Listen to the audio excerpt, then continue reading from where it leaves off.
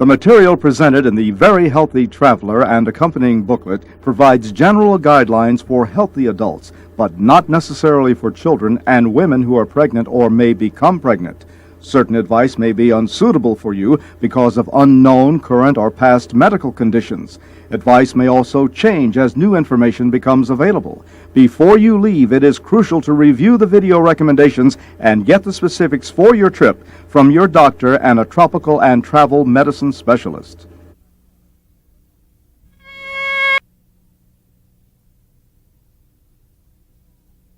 When you travel, your environment can change drastically.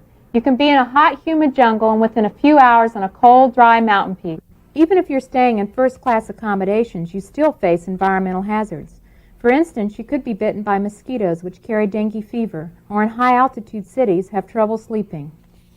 Clothing is your first defense against parasites, insects, and the weather.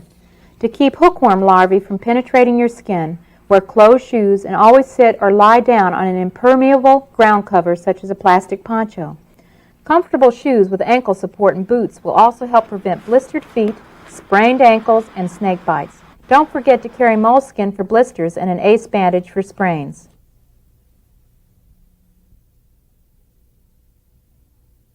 Insect bites can cause diseases such as scabies, myiasis, or lethal allergic reactions, or can transmit many diseases such as malaria, African sleeping sickness, leishmaniasis, dengue fever, and Chagas disease. Plan to travel when insect populations decrease, usually during the dry season or after a cold front. If possible, stay in well-built housing with screened windows, or if camping, in screened tents or hammocks. In Africa, camp away from rivers where the tsetse fly and black flies live, because they harbor African sleeping sickness and river blindness. Chagas disease, found in Central and South America, is carried by the kissing bug, which live in thatched huts and cracks of buildings in Central and South America.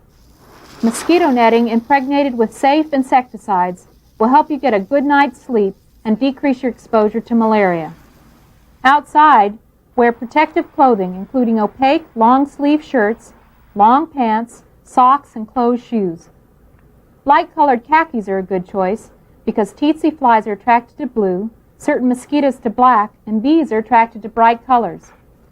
If necessary, add a hat with mosquito netting that you can tuck in your shirt. Wear your slacks in the boots or a band around your pants cuff, or leaf socks pulled over your pants to prevent insects from biting your skin. Insect repellents containing 95% or more of diethylmetatoluamide, commonly known as DEET, applied to the clothing is very effective in keeping mosquitoes and most other biting insects away. Since side effects have been reported after excessive use of DEET on the skin, it's better to apply 95% strength to clothes before you put them on. And if you need to, use a much lower strength of DEET on your exposed skin. New on the market is permethrin, available in Permanone tick repellent. You spray it on your clothes for 1 minute, avoiding the skin, and it's great for keeping ticks and mites away. Using both 0.5% of permethrin and DEET together on your clothes will keep 99.9% of mosquitoes and ticks from biting. Products with perfumes and colognes usually attract insects, except citronella, which repels some types of insects, but only for a short time. It's important to use repellents approved by the Environmental Protection Agency and follow directions on the label carefully. Keep repellents away from your eyes and mouth and out of children's reach and off their hands. Try insect repellents before you leave on your trip to make sure you're not allergic to them. Repellents like DEET tend to melt or dissolve synthetic material, so it's best to use it on old cotton clothes. Cotton has the additional benefit that it usually needs ironing, which will kill fly larvae that are laid on your clothes and enter your skin, causing a disease called myiasis. Malaria occurs worldwide. In addition to the insect precautions we have already talked about, it's vital for you to take the correct medicine to prevent malaria. If you get sick in the next few years, remember to tell your doctor that you've traveled. If you develop an allergic reaction, such as itching, rash, or hives, take an antihistamine like Benadryl or chlortrimeton by mouth.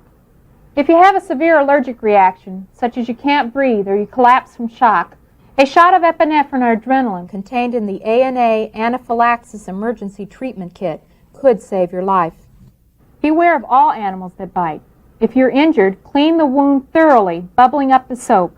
Cover with a sterile dressing and check with a reliable health authority on whether to get tetanus and rabies vaccines, and get an antibiotic to treat an infection.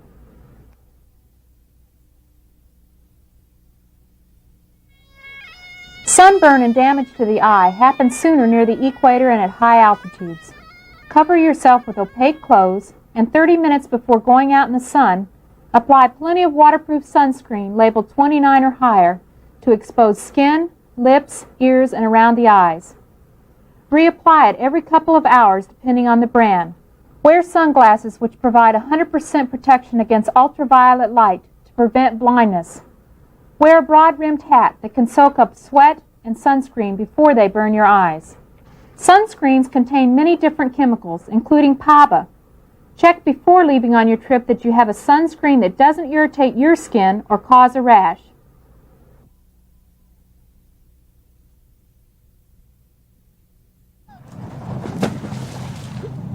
Think before going in the water.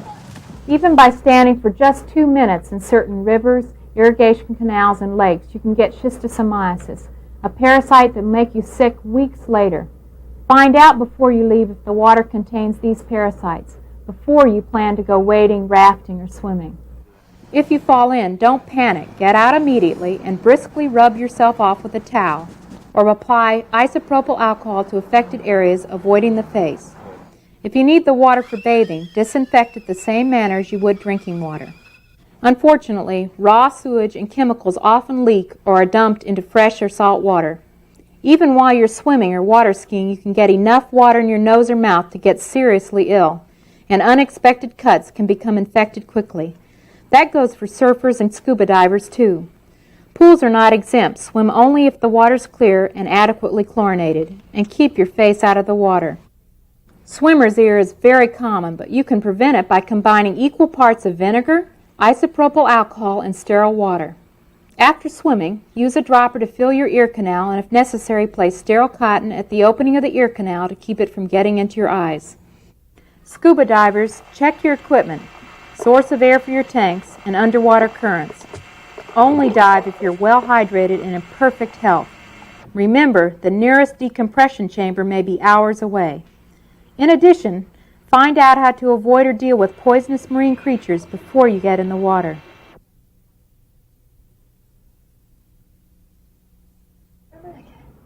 In high altitude, warm layered clothing will decrease the adverse effects of cold and diminishing oxygen.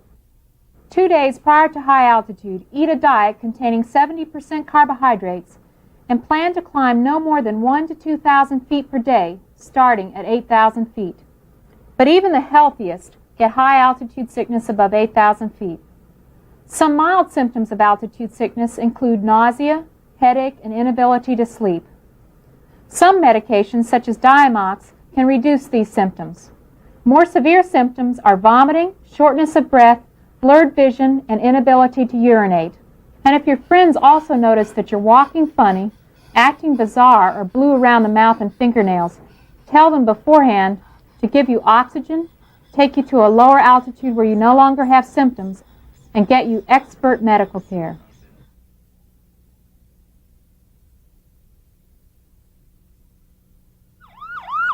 Accidents are a major cause of death in travelers, so think twice before renting a motorbike or driving in the front seat of a car without a seatbelt. You may need a blood transfusion to save your life in a country where the blood is not tested for hepatitis or AIDS-related viruses. As at home, sexually transmitted diseases are preventable. Bring along reliable protection.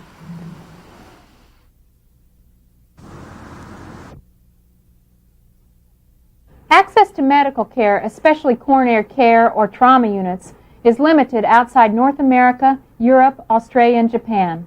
So make sure you get a checkup with your doctor, dentist, and eye specialist before you leave. Help yourself by taking courses in first aid, basic life support, and wilderness medicine. Get it in writing that your health insurance company will cover you while you're gone and pay for the air ambulance ride back home. If not, consider additional travel health insurance. The accompanying personal health guide will assist you in preparing a medical kit and provides a place for important information you may need to refer to on your trip. Take control of your health. Update your vaccinations. Plan ahead for jet lag and motion sickness. Drink clean water. eat well-cooked or clean, peelable food, wear proper clothing and shoes, and avoid insects, sunburn, and accidents. But for specifics about your trip and the medicines you should take, consult your tropical or travel medicine specialist. We at the Tropical Medicine Travelers Clinic are here to assist you and your doctor round the clock. Call us at 305-663-9666.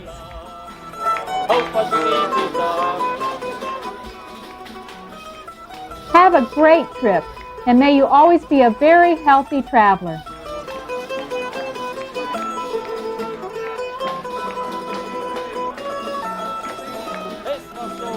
Es más noble, yo lo aseguro, y ha de causarme mayor emoción ese beso tan noble y puro que llevamos en el corazón. La española cuando besa, es que besa de verdad, y a ninguna le interesa besar contigo.